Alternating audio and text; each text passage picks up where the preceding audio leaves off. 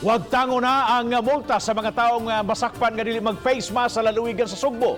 Gihulagway sa gobernador nga ang penalty pag daog-daog sa mga kabos nga mao'y kanunay lang nga madakpan. Aniya ang report. Inay pamultahon hatagan na lang og face mask ang mga tao nga madakpan nga wala magsulob og face mask sa lalawigan sa Sugbo. Kini ang mando sa gobernador sa kapulisan sa lalawigan ubos sa bagong hepe karon nga si Colonel Engelbert Soriano. Gibarayag sa gobernador nga kadtong mga kabus lang ang kanunay madakpan nga dili mag-face mask kay maoraman ang maglakaw sanglit ang mga adunahan magsakay man sa mga auto. Gawas pa nagtuo ang gobernador nga tinubdan kini sa korupsyon sa ubang mga implementor sa protokol.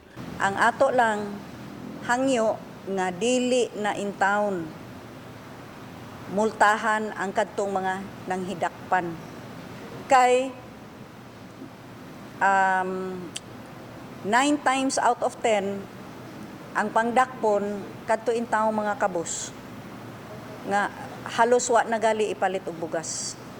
Gikatakda mo pagawas og memorandum si Governor Garcia alang sa mga lungsod alang usab sa hingpit nga pagwagtang na sa multa sa mga masakpan nga dili mag-face mask. Hinuon giawhag nini nga padayon nga magsulob og mask kun anaa sa sirado nga mga dapit. Gidugang nini nga mas maayong hugtan ang paggukod kadtong mga kriminal ug dili ang mga yanong tao nga nanginabuhi ug nagsaliglang sa adlaw-adlaw nilang kita.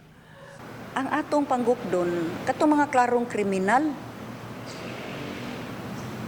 katong mga nang rape, mga namaligyag drugs, mga tulisan, mga scammers. Kana mo yatong panggukdon. Kauban si Cleofer Lumayag ug Rod Prado. Ako si Alan Domingo. Balitang Bisdak.